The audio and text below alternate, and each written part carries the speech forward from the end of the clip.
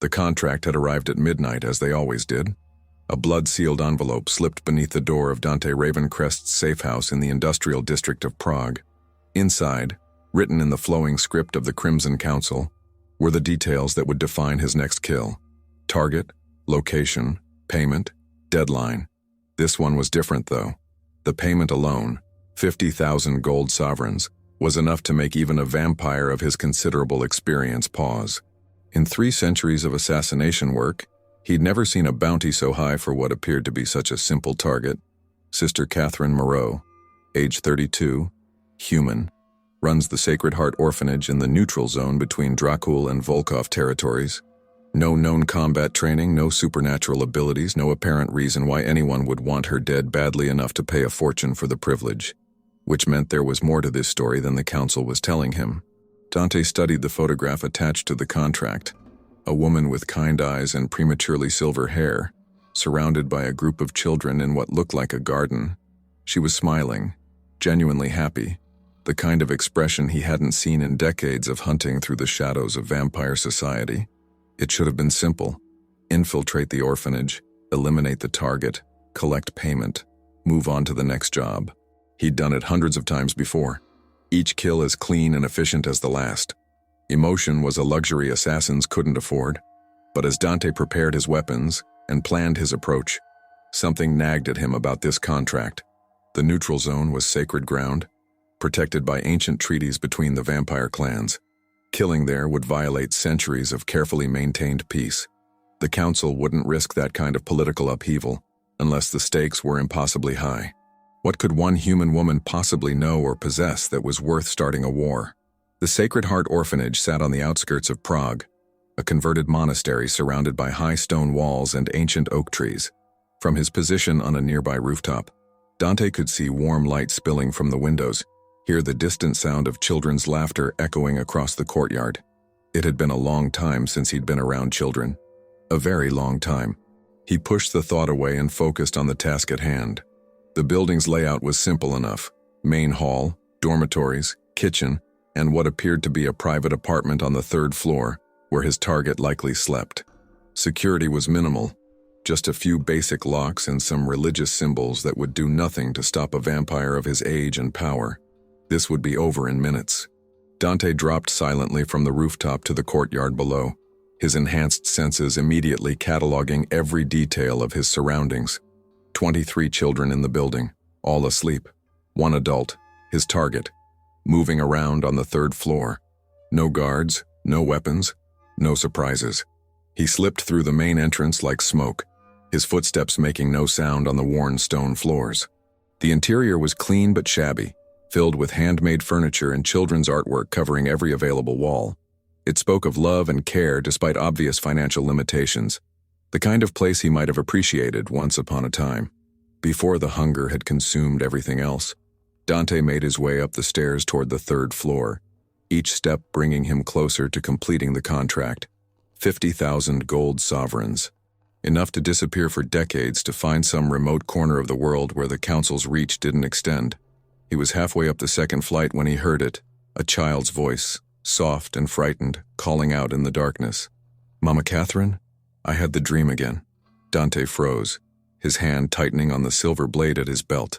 Children sometimes woke during his jobs, but he'd learned to work around them. They were complications, nothing more. But this voice, "I'm coming, little star," came the response from the 3rd floor, Sister Catherine's voice warm and soothing. "Just give me a moment." Footsteps moved across the floor above, then started down the stairs. Dante pressed himself against the wall, becoming one with the shadows as his target descended toward the 2nd floor. She passed within inches of him, close enough that he could smell her scent, lavender soap and old books and something else, something that made his dead heart skip, fear. She was afraid, though she hid it well. Sister Catherine Moreau was a small woman, barely reaching his shoulder, with silver-streaked brown hair pulled back in a simple braid. She wore a plain nightgown and carried herself with the quiet confidence of someone accustomed to being needed. As she walked down the hallway toward one of the dormitories, Dante followed at a distance, curious despite himself. The dormitory door was slightly ajar, and through the gap he could see rows of small beds occupied by sleeping children. Sister Catherine moved to one bed near the window, where a child sat up clutching a worn stuffed rabbit. "The same dream, Elena?" Sister Catherine asked softly, sitting on the edge of the bed. "The man with the red eyes." The child whispered. "He was calling my name again. He seemed sad." Dante's blood turned to ice. Elena. The name hit him like a physical blow, dragging up memories he'd spent a decade trying to bury. Elena, his daughter, born to a human woman he'd loved more than his own existence. Elena, who died in a fire when she was barely 3 years old, along with her mother. Elena, whose loss had driven him to become the emotionless killer he was today. But this child couldn't be. It was impossible. Elena was dead. He'd seen the burned remains of their house, had held what was left of her tiny body in his arms as he'd screamed his grief to an uncaring sky. "Tell me about the man," Sister Catherine said gently, and Dante found himself leaning closer to hear the answer. "He's tall with dark hair, and his eyes, they're red like blood, but not scary red. Sad red?" The child, Elena, hugged her rabbit tighter. "He keeps trying to tell me something, but I can't understand what. Dreams can be confusing, little star. But you're safe here. I won't let anyone hurt you. Promise?" "I promise." Sister Catherine tucked the child back into bed, humming a soft lullaby that Dante recognized with a shock of recognition. It was the same song he used to sing to Elena when she was a baby, the same melody that had once filled their small cottage with warmth and love. As the child's breathing evened out in sleep, Sister Catherine rose and moved toward the door. Dante pressed himself deeper into the shadows, his mind reeling with impossible possibilities. It couldn't be her. Elena was dead. He'd mourned her, had built his entire existence around the hollow space her loss had left behind. But the resemblance was unmistakable. The same dark hair, the same delicate features, the same way of clutching her toy when she was frightened. And those eyes, even in the dim light, he could see they were the same unusual violet color that had marked her as his daughter. Sister Catherine stepped into the hallway, closing the dormitory door behind her. As she turned toward the stairs, she froze, her gaze finding Dante's hiding place with unerring accuracy. "I know you're there," she said quietly. "I've been expecting you." Dante stepped out of the shadows, his blade still sheathed, but his body coiled for action. "Have you? The Crimson Council isn't known for subtlety. When they want someone dead, they send their best." She studied his face in the moonlight streaming through the hallway windows. "You're Dante Ravencrest. I've heard stories. Then you know why I'm here." "I know why you think you're here." Sister Catherine moved closer, showing no fear despite facing one of the most dangerous vampires in existence. "But I suspect the real reason is sleeping in that dormitory." The words confirmed what Dante had already begun to suspect, but hearing them spoken aloud still hit him like a stake to the heart. "She's dead. Elena died 10 years ago. Elena Ravencrest died 10 years ago, yes. But Elena Moreau has been very much alive, living here under my protection." Sister Catherine's voice was steady, matter of fact. "The question is, what are you going to do about it?" Dante's hand moved to his blade.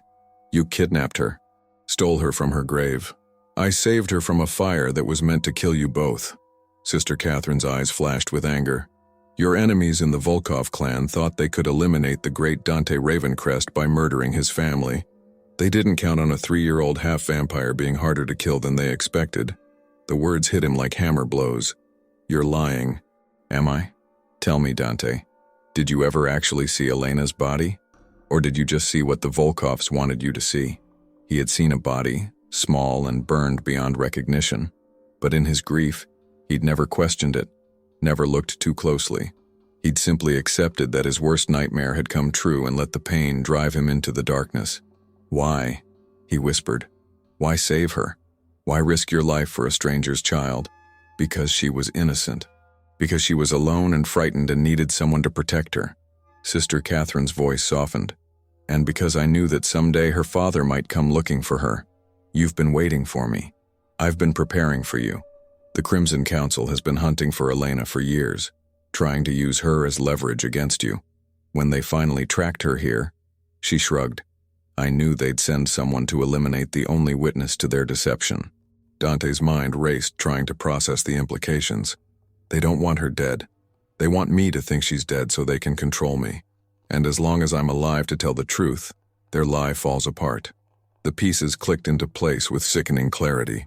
The council hadn't hired him to kill Sister Catherine because she was a threat. They'd hired him because she was the only person who could expose their decade-long manipulation. They wanted him to eliminate the evidence of his daughter's survival, to unknowingly destroy his own chance at redemption. "You could have told me," he said, anger building in his chest. "You could have sent word. Let me know she was alive. And what would you have done? Stormed in here, guns blazing, putting her in even more danger?" Sister Catherine shook her head. Elena needed stability, safety, a chance to grow up without the weight of vampire politics crushing her. "I gave her that. You stole 10 years of her life from me. I gave her 10 years of life, period. If I'd left her with you, she'd be dead by now. Really dead, not just presumed dead." The truth of those words was like acid in his veins. Dante's life was violence and shadow, a constant dance with death that left no room for innocence or childhood. Elena was safer here, in this shabby orphanage with this fierce human woman, than she ever would have been with him. But knowing that didn't make the loss hurt any less. "She doesn't remember me," he said, the words tasting like ash. "She dreams about you. Every night for the past month, ever since the council started closing in. I think part of her knows. The man with red eyes. Your eyes always were distinctive." Dante closed his eyes, trying to reconcile the image of the frightened child in the dormitory with his memories of the laughing toddler he'd lost. "What's she like?" "Brilliant, stubborn, kind to a fault. She has your temper and your sense of justice, but she's gentle in ways you never learned to be." Sister Catherine smiled softly. "She wants to be a doctor when she grows up. Says she wants to help people who are hurt." The description painted a picture of a child who'd grown up loved and protected, who'd been allowed to develop her own dreams and personality without the shadow of her supernatural heritage hanging over her. It was everything Dante had wanted for her and everything he'd failed to provide. "The council will send others when I don't report back," he said finally. "I know. They won't be as conflicted as I am. I know that too." Dante opened his eyes, studying the woman who'd risked everything to save his daughter. "Why are you so calm? You're about to die, and you're acting like we're discussing the weather." "Because I've had 10 years to prepare for this moment. 10 years to make peace with what might happen." Sister Catherine moved to the window, looking out at the moonlit courtyard. "Elena is old enough now to understand some of the truth, old enough to make her own choices about what kind of life she wants." "What are you saying?" "I'm saying that maybe it's time for her to know who her father really is. And maybe it's time for you to decide what kind of father you want to be." The suggestion hung between them like a bridge over an impossible chasm. Dante had spent 10 years believing himself incapable of love, of connection, of anything beyond the cold efficiency of death. But standing here, knowing his daughter was alive and sleeping just a few feet away, he felt something stirring in his chest that he'd thought was gone forever. Hope. "The council will never stop hunting her," he said. "As long as she's alive, she's a threat to their control over me. Then maybe it's time to remove that threat."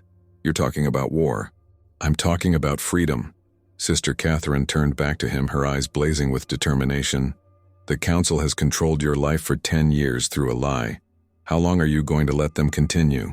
Before Dante could answer, the sound of footsteps echoed from the courtyard below. Multiple sets, moving with the predatory grace that marked them as vampires.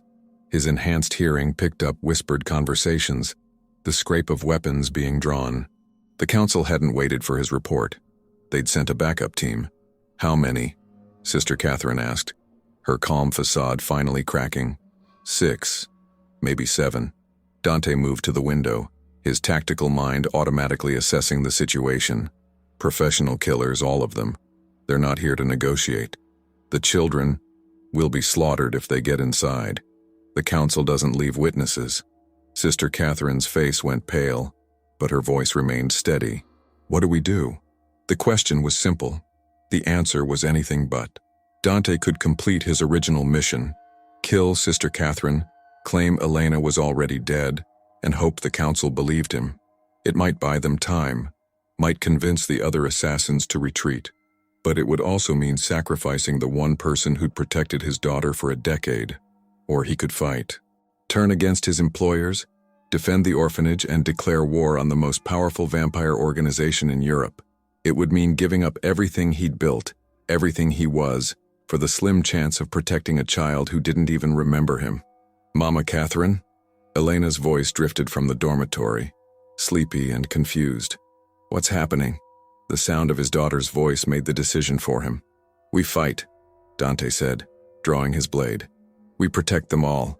Sister Catherine nodded, moving toward a cabinet at the end of the hall. I was hoping you'd say that. She pulled out a crossbow and a quiver of silver-tipped bolts, handling the weapons with obvious familiarity. I haven't survived 10 years in neutral territory by being helpless. You know how to use that? I've had excellent teachers. Some of the older children are half vampires like Elena. They needed someone who could protect them from both human and supernatural threats. The sound of breaking glass echoed from the first floor. The assault had begun. Stay with the children, Dante ordered, moving toward the stairs. I'll hold them off as long as I can. No. Sister Catherine grabbed his arm, her grip surprisingly strong. We do this together, or we don't do it at all. Elena has already lost one parent. I won't let her lose another. The words hit him harder than any physical blow. For 10 years, he'd thought of himself as a man with nothing left to lose.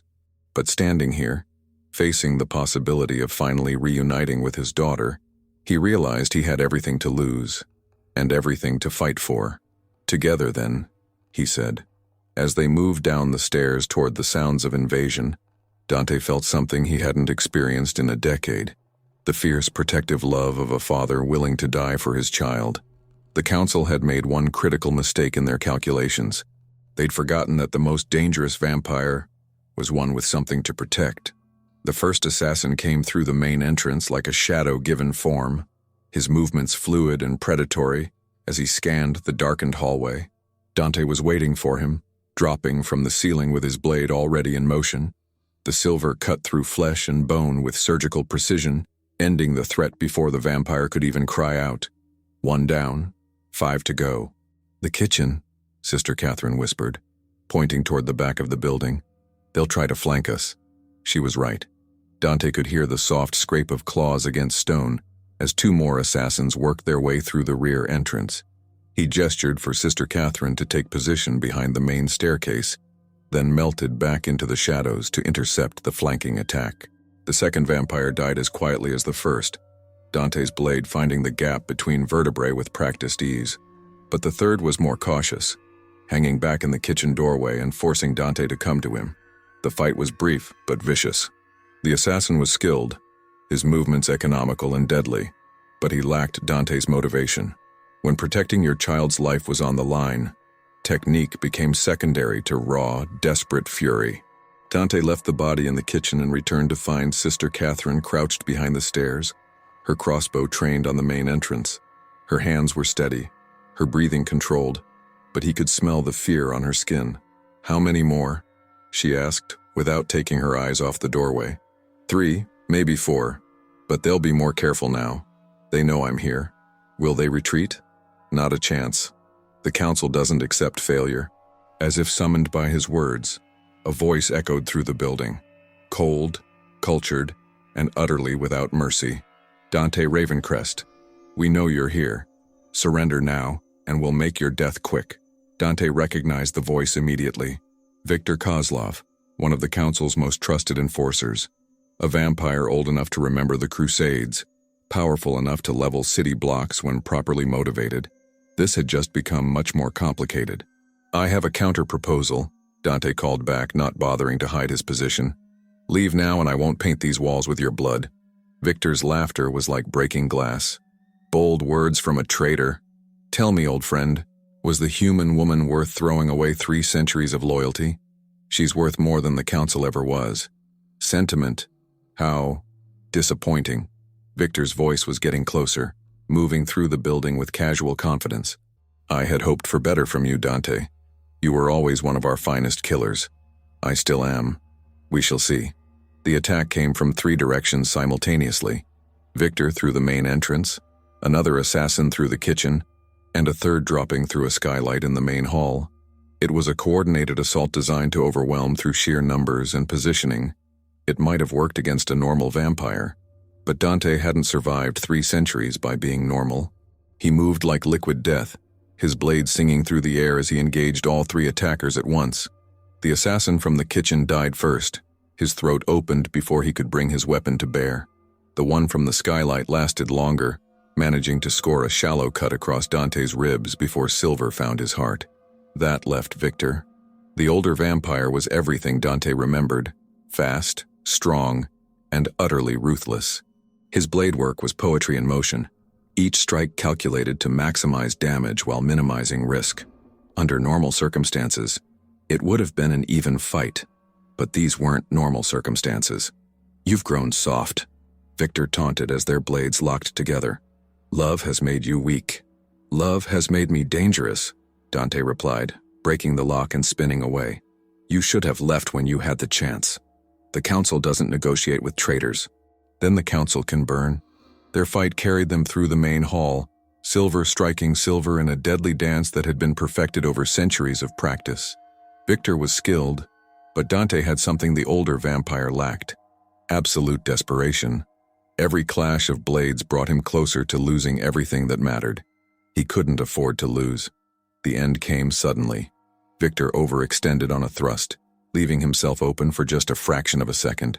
It was all the opening Dante needed. His blade slid between ribs with surgical precision, finding the heart with the accuracy born of long practice. Victor's eyes widened in surprise, then dimmed as death claimed him. Dante stood over the body, breathing hard, his clothes torn and bloody but his spirit intact. Around him, the orphanage was silent except for the distant sound of children's voices, frightened whispers from the dormitories above. "Is it over?" Sister Catherine emerged from her hiding place, her crossbow still ready. "For now." Dante wiped his blade clean and sheathed it. "But this was just the beginning. The council will send more. Then we need to be ready for them. We need to disappear. All of us. The children, you, Elena. Everyone needs to vanish before the next wave arrives." Sister Catherine shook her head. "These children have nowhere else to go. This is their home. This is a target. As long as Elena is here, this place will never be safe. Then maybe Elena shouldn't be here." The voice came from the top of the stairs, small and clear and heartbreakingly familiar. Dante looked up to see his daughter standing on the landing, still clutching her stuffed rabbit but with an expression far too mature for her 10 years. "Elena," Sister Catherine said gently, "you should be in bed. I heard the fighting. I heard the man say my name." Elena's violet eyes fixed on Dante with unnerving intensity. "You're him, aren't you? The man from my dreams." Dante's throat closed up. After 10 years of believing her dead, seeing her alive and whole and looking at him with those familiar eyes was almost too much to bear. "Yes," he managed. "I'm your father." Elena nodded as if this confirmed something she'd already suspected. "Mama Catherine told me my parents died in a fire, but I always knew that wasn't true. Not completely." "Elena," Sister Catherine started. "It's okay," the child said, moving down the stairs with careful deliberation. "I understand why you lied. You were protecting me." She stopped a few feet away from Dante, studying his face with the same intensity he'd once used to memorize her infant features. "You look different than in my dreams. Sadder. I thought you were dead," Dante said simply. "For 10 years, I thought I'd lost you forever. But I'm not dead. I'm right here." Elena took another step closer. "The question is, what happens now?" It was such an adult question from such a young voice that Dante felt his heart break all over again. "I don't know." "I do." Elena's voice was firm, decisive. "We leave. Tonight. All of us." "Elena, we can't just—" Sister Catherine began. "Yes, we can. The bad men will keep coming as long as I'm here, and I won't let the other children get hurt because of me." Elena looked between Dante and Sister Catherine. "We find somewhere safe, somewhere they can't follow, and we start over." "It's not that simple," Dante said. "The council has resources, connections. They'll find us eventually. Then we make sure they can't." Elena's eyes flashed with something that reminded Dante uncomfortably of himself. "You said you were my father. Prove it. Protect your family." The challenge hung in the air like a gauntlet thrown down. Dante looked at his daughter, this brave, brilliant child who'd grown up without him but who still carried his fire in her eyes, and felt something shift inside his chest. For 3 centuries, he'd been the council's weapon, their tool for eliminating threats and maintaining order. He'd killed for them, bled for them, sacrificed everything that made him human for their cause. But they'd lied to him, manipulated him, used his grief as a leash to keep him obedient. No more. You're right, he said, kneeling so he could look Elena in the eye. It's time to protect what matters. All of us, Elena insisted. Mama Catherine and the other children too. We're a family now. Dante looked at Sister Catherine, seeing the fear and hope warring in her expression. She'd given up everything to protect his daughter, had risked her life to give Elena a chance at normalcy. She deserved better than to be abandoned now. All of us, he agreed. Elena smiled, the first real smile he'd seen from her, and for a moment she looked exactly like the toddler he remembered. Good. Now how do we make the bad men go away forever? The question was simple. The answer would require him to become something he'd never been before. Not just a killer, but a protector. Not just a weapon, but a father. We give them a war they can't win, Dante said. And in the pre-dawn darkness of the Sacred Heart Orphanage, surrounded by the family he'd thought he'd lost forever, Dante Ravencrest began planning the downfall of the Crimson Council. Dawn was breaking over Prague as Dante finished loading the last of the supplies into the stolen van. 23 children, one determined nun, and enough weapons to outfit a small army. Not exactly the family road trip he'd ever imagined. But then again, nothing about his life had gone according to plan.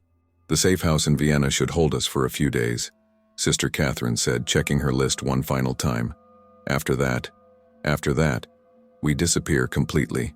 Dante secured the weapons cache beneath a false floor, making sure everything was hidden from casual inspection. I have contacts in South America, places where the Council's influence doesn't reach. And then what? We spend the rest of our lives running? We spend the rest of our lives free. Sister Catherine didn't look convinced, but she didn't argue. They both knew the reality of their situation. The Council would never stop hunting them, not as long as Elena represented a threat to their control over Dante. Papa? Elena's voice made him turn. She stood in the doorway of the orphanage, still clutching her stuffed rabbit but dressed in traveling clothes. The other children clustered behind her, a mix of human and half-vampire orphans who'd found family in this unlikely place. What is it, little star? The endearment slipped out naturally, an echo of the pet name he'd used when she was small. Are you sure this will work? Running away? Dante knelt beside her, struck again by how much she'd grown, how much he'd missed. I'm sure we'll be together, that's what matters. But what about the other children like me? The ones still out there, still being used by the Council? Elena's violet eyes were serious, far too old for her face. If we run away, who's going to help them? The question hit him like a physical blow. In all his planning, all his focus on protecting Elena and the children in this orphanage, he hadn't considered the broader implications. The Council had been manipulating vampires through their loved ones for centuries. How many others were trapped in the same web of lies and control? Elena, I've been thinking about it all night, she continued, her voice gaining strength. Running away just means someone else will take our place. Some other family will be torn apart, some other children will be used as weapons. Sister Catherine moved closer, her expression thoughtful. What are you suggesting? I'm suggesting we don't run. I'm suggesting we fight back, really fight back. Elena looked between them, her young face set with determination. Papa, you know how the Council works, how they think. And Mama Catherine, you know how to protect people, how to keep them safe. Together you could do more than just save us. Elena, you're talking about taking on one of the most powerful organizations in the supernatural world, Dante said carefully. It's not a game. I know it's not a game, but I also know that hiding won't solve anything. Elena stepped closer, placing her small hand in his. You taught me that, even if you don't remember. In my dreams, you always told me to stand up for what's right, no matter how scary it seems. The words were like an echo from another life, from the father he'd been before grief and rage had consumed him. He had told her that, during those precious few years when she'd been his whole world. She's right, Sister Catherine said quietly. About all of it. The Council's power comes from secrecy, from people being too afraid to fight back. But if we could expose them, show the vampire community what they really are, it would be suicide, Dante protested. But even as he said it, he could feel something stirring in his chest. Not just the cold calculation of an assassin, but something warmer, more dangerous. Hope. Maybe, Elena said, but it would also be the right thing to do. Dante looked around at the children gathered in the doorway, human and half-vampire alike, all of them depending on the adults to make the right choice. They deserved better than a life spent running and hiding. They deserved a world where they could grow up safe and free. "You have a plan," he said, recognizing the gleam in Elena's eyes. "The beginning of one. But I need to know something first." Elena's grip on his hand tightened. "Are you really my father? Not just biologically, but really truly my father?" "Yes," Dante said without hesitation. "I am." "Then prove it. Help me save the others." The challenge was clear, and Dante found himself smiling for the first time in years. His daughter had inherited more than just his eyes. She'd inherited his stubborn refusal to back down from a fight, his need to protect the innocent, his willingness to sacrifice everything for what was right. She was definitely his daughter. "All right," he said. "Tell me your plan." Elena's smile was radiant. "First, we need to send a message to every vampire family the council has been manipulating. Let them know their loved ones might still be alive." "That's actually brilliant," Sister Catherine said slowly. "If we could prove the council has been lying about deaths, using fake bodies and staged accidents, it would undermine their entire power structure," Dante finished. "Vampires would start questioning other council directives, other convenient deaths." "Exactly. But we need proof, real evidence, not just accusations." Elena looked at her father with eyes that held centuries of wisdom despite her young age. "And I think I know where to find it." "Where?" "The council keeps records, don't they? Files on all their operations, all their manipulations.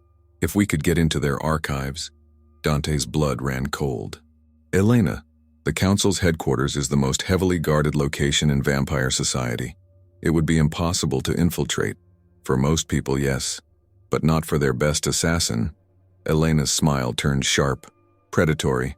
"Not for someone they trust completely. You're talking about me going back, pretending to be loyal. I'm talking about you being a double agent, feeding them false information while gathering evidence of their crimes." Elena's voice was steady, certain. "It's dangerous, but it's the only way to get close enough to hurt them." Sister Catherine shook her head. "It's too risky. If they suspect anything, they won't," Elena said confidently. "Because they think they still control Papa through me. They think he'll do anything to keep me safe." "Won't I?" Dante asked quietly. "Yes, but you'll also do anything to make sure other children don't suffer like I did. Like we all did?" Elena gestured to the other orphans. "That's what makes you different from them, Papa. You actually care about people." The plan was insane, dangerous, and almost certainly doomed to failure. It would require Dante to walk back into the heart of enemy territory, to pretend loyalty to the organization that had stolen 10 years of his daughter's life. One mistake, one moment of suspicion, and he'd be dead. But it was also the only chance they had to truly end this cycle of manipulation and control. "There's one problem," Dante said finally. "If I go back to the council, I can't take you with me. You'd have to stay hidden, stay safe." "I know." "Elena, I know, Papa. But this is bigger than just us now." Elena looked around at the other children, her expression fierce with protective love. "This is about all of them. All the families that could be saved if we're brave enough to try." Dante felt his heart swell with pride and terror in equal measure. His daughter had grown into someone remarkable, brave, compassionate, willing to sacrifice her own safety for the greater good. She was everything he'd hoped she could become, and everything he'd feared to lose. "All right," he said. "We do this. But we do it smart, and we do it together." "Together," Elena agreed. "Together," Sister Catherine echoed. As the sun rose over Prague, painting the sky in shades of gold and crimson, Dante Ravencrest made a choice that would define the rest of his existence. He would return to the shadows, to the world of violence and deception he'd tried to leave behind. But this time he wouldn't be fighting for the council's vision of order. He'd be fighting for his family's vision of freedom, and he'd be fighting to win. 3 weeks later, Dante stood in the marble halls of the Crimson Council's headquarters in Vienna, his face a mask of perfect submission as he knelt before the assembled elders. The building was a monument to vampire power. Ancient stone and modern steel combined into something that spoke of centuries of accumulated influence and wealth. "Dante Ravencrest," the voice of Elder Morgana echoed through the chamber, cold and imperious. "You have failed us. Yes, Elder. Dante kept his eyes fixed on the floor, playing the part of a chastened assassin. I accept full responsibility for my failure. The target was eliminated, but not before she spread lies about the Council's operations. Several of our agents have reported questions from their subjects. I understand, Elder. Do you? Morgana descended from her throne, her footsteps clicking against the marble like the countdown to an execution. Because your failure has cost us dearly. Vampires are beginning to doubt our word, to question our methods. It won't happen again. No, Morgana agreed, stopping directly in front of him. It won't, because you're going to fix this. Dante looked up, meeting her ancient eyes with carefully controlled confusion. Elder? The human woman may be dead, but her poison lives on. Vampires are asking questions about their supposedly dead loved ones, demanding proof of deaths that occurred decades ago. Morgana's smile was sharp as a blade. You're going to provide that proof? I don't understand. Of course you don't. You're a weapon, Dante, not a strategist. But even weapons can be useful for more than killing. Morgana gestured to one of her assistants, who stepped forward with a thick file. Inside that folder are the names and locations of 17 vampires who have been asking uncomfortable questions. You're going to visit each of them and provide closure. Dante opened the file, his enhanced vision taking in the details instantly. Names, addresses, photographs, and in several cases, information about family members the Council claimed were dead. Family members who might very well be alive, hidden away like Elena had been. You want me to kill them, he said. I want you to silence them, permanently, and I want you to bring back proof of their loved ones' deaths. Real proof this time, not the convenient fiction we've been using. The implication was clear. Dante wasn't just being asked to kill 17 vampires. He was being asked to murder their supposedly dead family members as well, to turn the Council's lies into truth through violence. Some of these family members are children, he said carefully. Children grow up to become problems. Better to eliminate the threat early.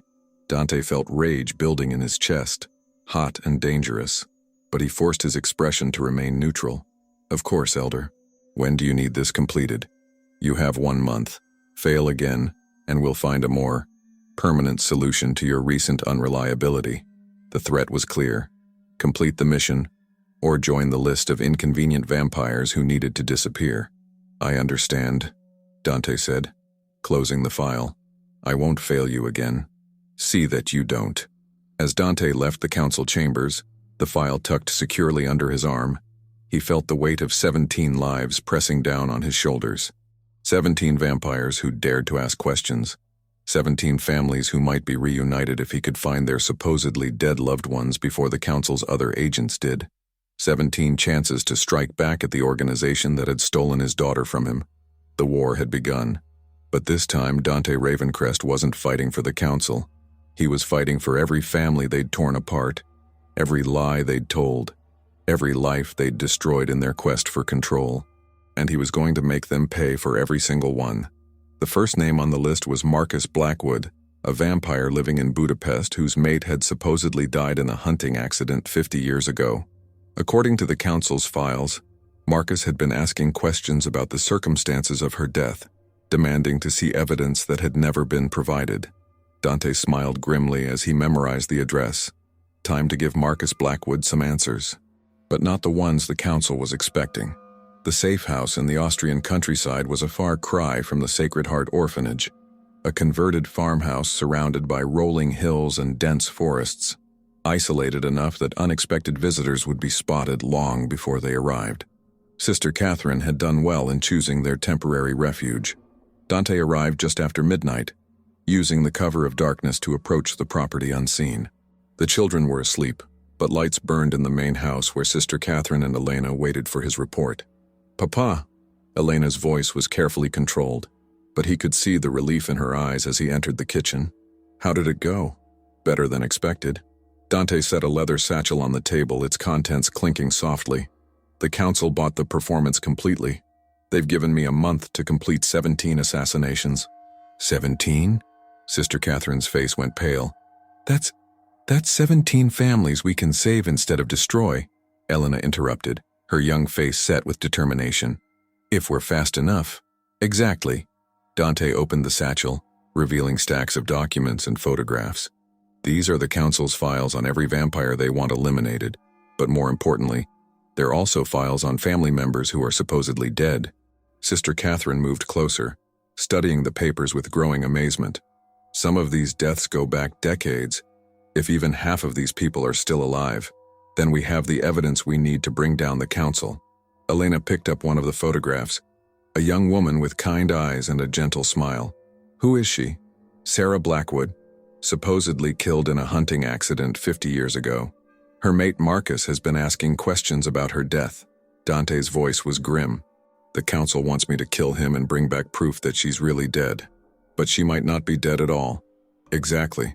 The pattern is always the same. Convenient accidents, bodies that are never recovered, grief-stricken family members who become easier to control. Dante spread the files across the table. If we can find even a few of these supposedly dead vampires, we prove the council has been lying for decades, Sister Catherine finished. But how do we find them? If they've been hidden for years, the same way you hid Elena, safe houses, false identities, people willing to help. Dante looked at his daughter, seeing his own determination reflected in her violet eyes. The council isn't the only organization with resources. You have allies. I have contacts. People who owe me favors, who've grown tired of the council's methods. It won't be easy, but it's possible. Elena studied the files, her young mind already working through the possibilities. We'll need to split up, cover more ground. Absolutely not, Dante said immediately. You're staying here, where it's safe. Papa, I'm not a baby. I'm 10 years old and I'm half vampire. I can take care of myself. Elena, besides, some of these people might trust a child more than they'd trust an adult, especially a child who looks like she's been through what they have. Elena's voice was steady, mature beyond her years. I can help. Dante looked at Sister Catherine, hoping for support, but found only thoughtful consideration in her expression. She has a point, Sister Catherine said slowly, and we'll need all the help we can get if we're going to find 17 people in 1 month. It's too dangerous. Everything we're doing is dangerous, Elena pointed out, but it's also necessary, and I'm not going to hide while other families suffer. The argument was one Dante recognized. It was the same stubborn determination that had driven him to defy the council in the first place. Elena had inherited more than just his eyes. She'd inherited his unwillingness to back down from a fight. If, and I mean if, you help with this, you follow my orders exactly. No improvisation, no heroics, no taking unnecessary risks. Elena's smile was radiant. I promise. And Sister Catherine goes with you. Always. You're never alone, never unprotected. Agreed. Dante sighed, knowing he was probably making a mistake but unable to deny his daughter's logic. All right, but we start small. One case, one family. If it goes well, we consider expanding the operation. Which case? Elena asked, already reaching for the files. Dante considered the options, weighing distance against difficulty, risk against potential reward. Marcus Blackwood in Budapest. He's been the most vocal about his doubts, which means he's either very brave or very desperate. Either way, he might be willing to help us. And his mate, Sarah? If she's alive, she'll be hidden somewhere the council can't easily reach. Probably outside their traditional territory. Dante pulled out a map, marking locations with red ink. There are several possibilities. Safe houses run by vampire sympathizers, neutral territories, even human institutions that don't ask too many questions. Like orphanages, Elena said quietly. Like orphanages. They spent the rest of the night planning their approach, mapping routes and contingencies, preparing for every possibility they could imagine. As dawn approached and Elena finally fell asleep curled up in her chair, Dante found himself watching her with a mixture of pride and terror. She was so young, so brave, so determined to do the right thing regardless of the cost. In many ways, she reminded him of himself at that age, before the council had shaped him into their perfect weapon, before centuries of violence had hardened his heart. She's remarkable, Sister Catherine said softly, following his gaze. She's going to get herself killed. Maybe. Or maybe she's going to save us all. Sister Catherine moved to the window, watching the sun rise over the Austrian hills. You know, in all the years I've been protecting supernatural children, I've never seen one with her combination of power and compassion. She could be something truly special. She already is. I mean something more. A leader, a bridge between the human and vampire worlds, someone who could change everything. The possibility was both thrilling and terrifying. Dante had spent centuries believing that vampires and humans were fundamentally incompatible, that peace between their species was impossible. But Elena represented something new, a hybrid who belonged to both worlds and was limited by neither. First, we have to keep her alive long enough to grow up, he said. Then we'd better get started. As the sun climbed higher in the sky, painting the countryside in shades of gold and green, Dante Ravencrest prepared for the most important mission of his long life. Not a mission of death and destruction, but one of hope and redemption. He was going to reunite families that had been torn apart by lies. He was going to expose the Council's centuries of manipulation and control. And he was going to give his daughter the world she deserved, one where love was stronger than fear, where truth mattered more than power, where families could be together without constantly looking over their shoulders. It was an impossible dream. But then again, so had been the idea of finding Elena alive. And sometimes, Dante was learning, impossible dreams were the only ones worth fighting for. The journey to Budapest took them through winding mountain roads and ancient forests. Elena pressed against the van's window as she watched the landscape change from Austrian countryside to Hungarian plains. She'd never traveled beyond Prague before, and every new sight filled her with wonder despite the gravity of their mission. "Tell me about Marcus Blackwood," she said as they approached the city limits. "He's old, even by vampire standards. Nearly 400 years. Dante navigated through the evening traffic, his enhanced senses alert for any sign of council surveillance. He was a scholar before he was turned, specializes in ancient history and magical artifacts. And Sarah? His mate for over 2 centuries. According to the official report, she was killed by werewolf hunters while researching territorial disputes in the Carpathian Mountains. Dante's voice was grim. But the timing was convenient. Just 3 days after Marcus publicly questioned the council's handling of a territorial dispute.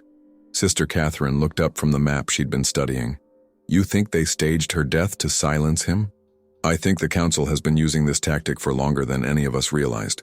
Create a tragedy, offer comfort and protection, then use the grief as leverage." Dante pulled into a parking space near the university district. "Marcus has been asking questions for months. If Sarah is alive, he might be desperate enough to help us find her. And if she's really dead, then we give him the truth, and we move on to the next case." They found Marcus Blackwood in the university library, exactly where Dante had expected him to be. The vampire was tall and thin, with prematurely white hair and the kind of deep-set eyes that spoke of centuries of accumulated sorrow. He sat alone at a corner table, surrounded by stacks of ancient texts and modern newspapers. "Professor Blackwood?" Elena approached first, her young face carefully arranged in an expression of innocent curiosity. "I'm sorry to bother you, but I'm working on a school project about historical disappearances. I was wondering if you might have a few minutes to talk." Marcus looked up, his gaze immediately focusing on Elena's unusual violet eyes. "You're not entirely human, are you, child?" "No, sir. I'm half vampire." "And your companions?" Marcus's attention shifted to Dante and Sister Catherine, who had positioned themselves near the library's exits. "They don't look like teachers. They're my family," Elena said simply. "And we're here because we think you might be able to help us with something very important."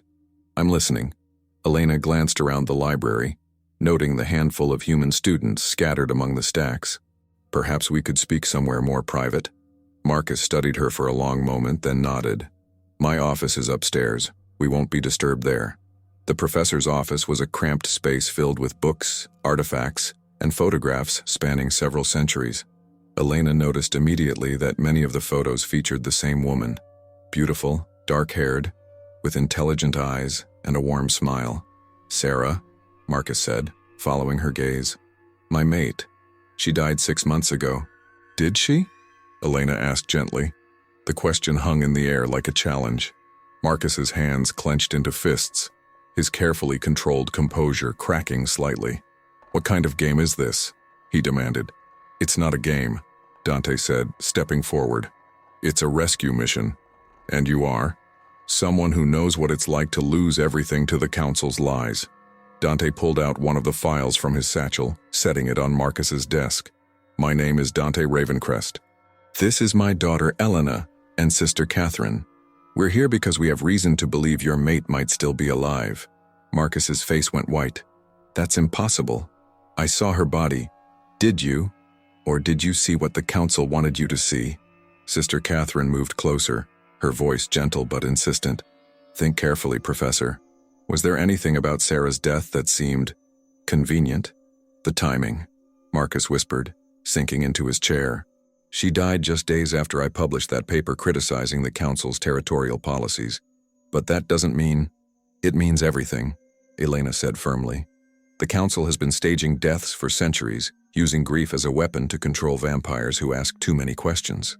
You're talking about a conspiracy that would involve hundreds of people, spanning decades. We're talking about the systematic manipulation of vampire society, Dante interrupted. And we have proof. He opened the file, revealing photographs, documents, and detailed reports spanning 50 years. Marcus leaned forward, his scholarly instincts taking over as he examined the evidence. These are council internal documents, he breathed. How did you? That's not important. What matters is what they reveal. Dante pointed to a specific entry. Operation Blackwood, initiated 6 months ago. Target, Professor Marcus Blackwood, University of Budapest. Method, staged death of mate to ensure compliance. Marcus's hands shook as he read the document. They killed her to control me? They made you think they killed her, Elena corrected. But look at the next page. Marcus flipped the page, his eyes widening as he read. Relocation successful. Subject transferred to Facility 7 for indefinite containment. Facility 7 is a council safe house in the Swiss Alps, Dante explained. It's where they keep their most valuable prisoners. Vampires who are too useful to kill but too dangerous to leave free.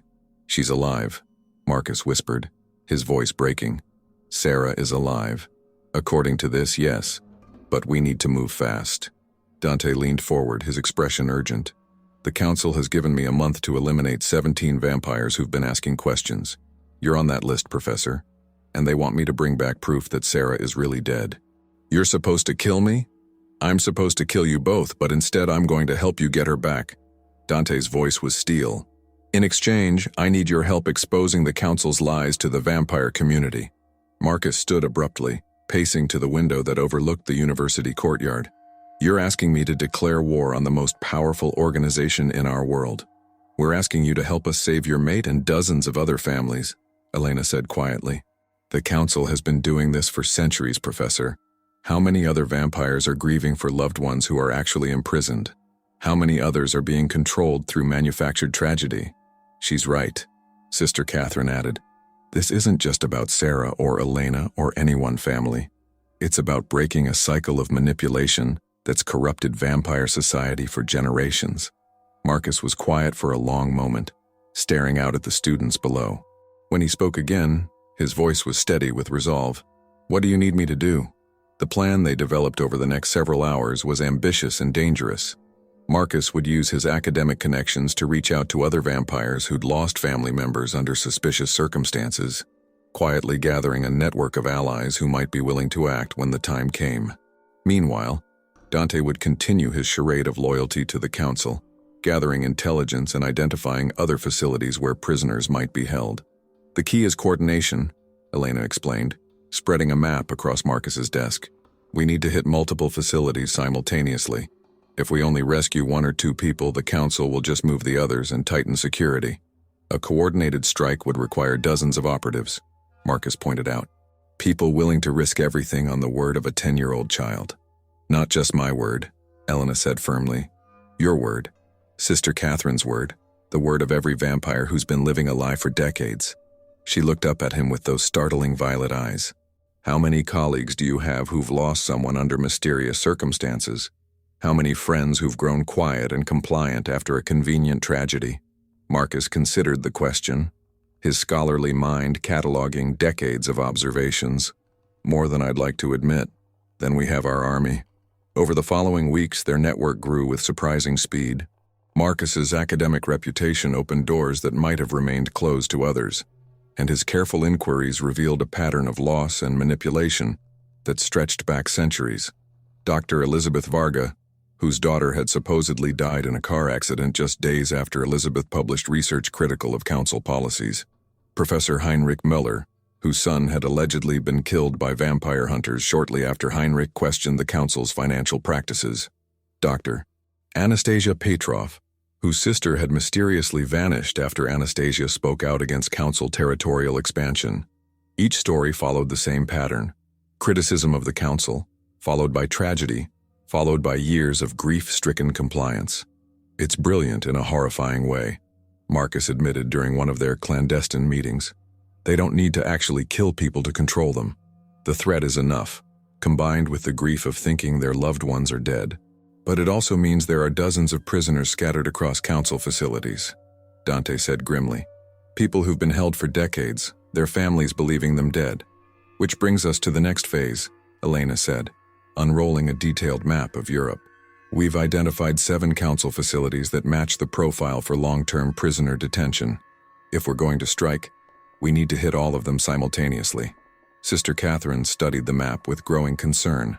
"Elena, you're talking about a military operation.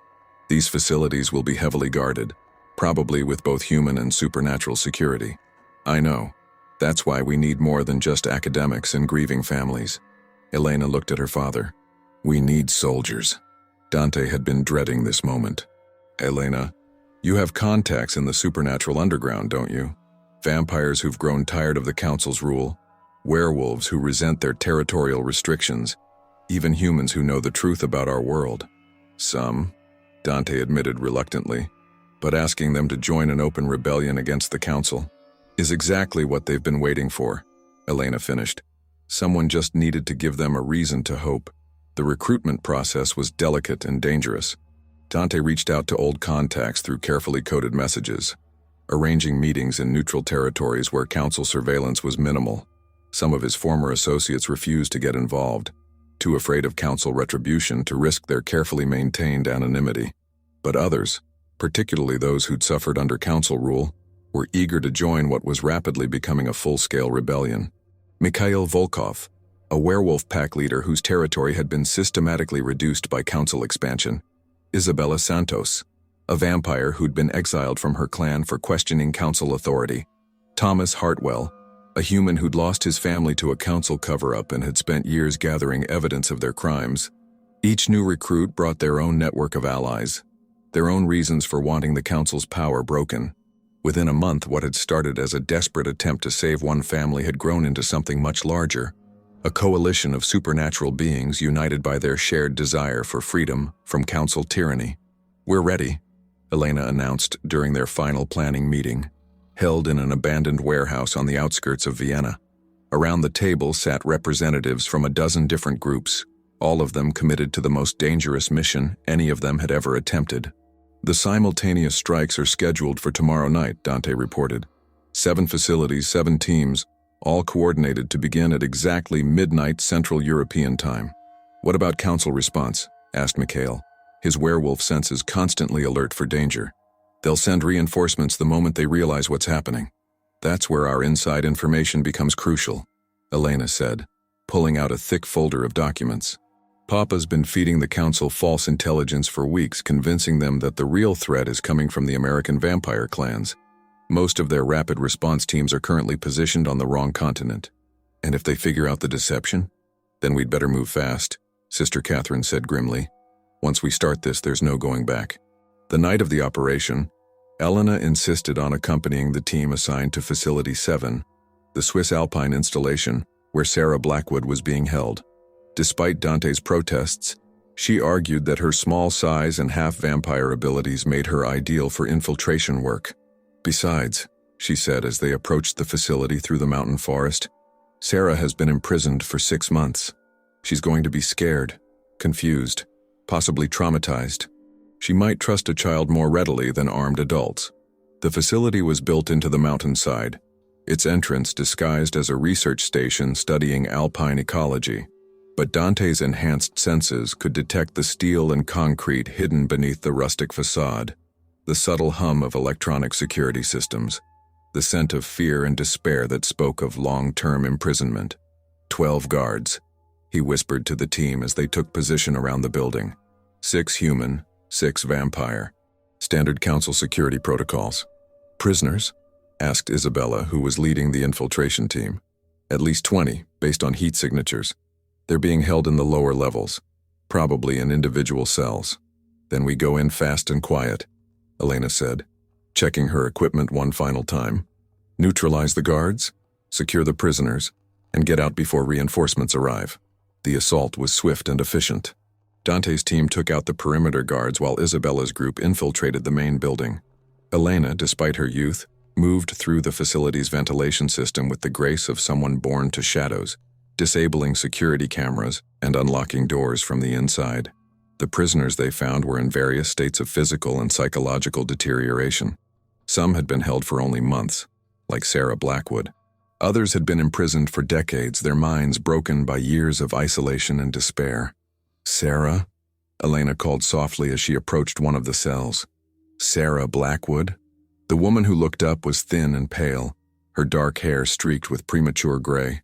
But her eyes were still intelligent, still defiant despite everything she'd endured. "Who are you?" Sarah whispered. "My name is Elena. I'm here with your mate Marcus. We're going to get you out of here." Sarah's face crumpled with relief and disbelief. "Marcus? But they told me he was dead. They said he'd been killed for asking too many questions."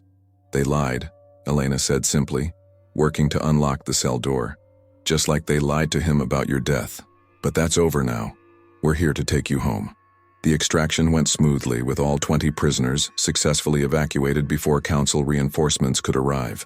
Similar operations at the other 6 facilities yielded another 137 rescued vampires, werewolves, and humans, people who'd been declared dead to control their families, or who'd simply disappeared for asking inconvenient questions. But the real victory came 3 days later, when Marcus Blackwood stood before an assembly of vampire clan leaders and presented the evidence they'd gathered. Documents proving decades of systematic manipulation, testimony from rescued prisoners, and irrefutable proof that the Council had been lying to vampire society for generations. "The Crimson Council has ruled through fear and deception," Marcus declared, his voice carrying clearly through the ancient amphitheater. "They have torn apart families, destroyed lives, and corrupted the very foundations of our society. But today, that ends." The response was immediate and overwhelming. Clan after clan stood to renounce their allegiance to the Council, declaring their support for the new coalition government that Elena and her allies had proposed. Within hours, the Council's centuries-old grip on vampire society had crumbled. Elder Morgana and her remaining supporters fled to their stronghold in Romania, but their power was broken. The age of Council tyranny was over. 6 months later, Elena stood in the garden of the rebuilt Sacred Heart Orphanage, watching as children played in the afternoon sunlight. Some were human, some were half-vampire, and a few were young werewolves, whose packs had been destroyed by Council policies. All of them were safe now, protected by the new supernatural accords that guaranteed rights and freedoms for all species. "Regrets?" Dante asked, joining her on the garden bench. "About what?" "About giving up a normal childhood for all this." He gestured toward the complex of buildings that now served as both orphanage and headquarters for the Supernatural Rights Coalition. "You could have had a quiet life, gone to school, made friends your own age." Elena smiled, the expression transforming her young face. "Papa, I have friends my age. I just happen to have friends who are centuries old too." She leaned against his shoulder. "Besides, what's normal about being the daughter of a vampire assassin and a human saint? Sister Catherine isn't a saint, isn't she?" Elena looked toward the main building, where Sister Catherine was mediating a dispute between a young werewolf and a vampire child. "She saved me, saved all of us. She risked everything to protect children she'd never met. If that's not sainthood, I don't know what is." Dante followed her gaze, feeling his heart swell with affection for the woman who'd become so much more than just Elena's protector. "You're right. We're all lucky to have her. Are you going to marry her?" The question caught him off guard. "Elena, it's okay, Papa. I can see how you look at each other. And she loves you too, even if she's too proper to say so." Elena grinned. "Besides, I think it would be nice to have a real family. All of us together, officially." The idea was both terrifying and wonderful. After centuries of believing himself incapable of love, Dante had found not just his daughter, but a woman who saw past his dark history to the man he could become. A woman who'd stood beside him through the most dangerous mission of his life, who'd helped him save not just Elena but dozens of other families. Maybe, he said finally. Definitely, Elena corrected. But first, we have work to do. What kind of work? Elena pulled out a letter that had arrived that morning bearing the seal of the American Vampire Council. They want to meet with us. Apparently, word of our success has spread across the Atlantic, and there are vampires in New York who think they might need our help with their own council problems. Dante read the letter, his expression growing thoughtful. You want to export the revolution? I want to make sure that no child ever has to grow up thinking their parents are dead when they're really just imprisoned. I want to make sure that no family is ever torn apart by lies and manipulation. Elena's voice was firm with conviction. The European Council is finished, but there are others. And as long as they exist, there will be families suffering like we did.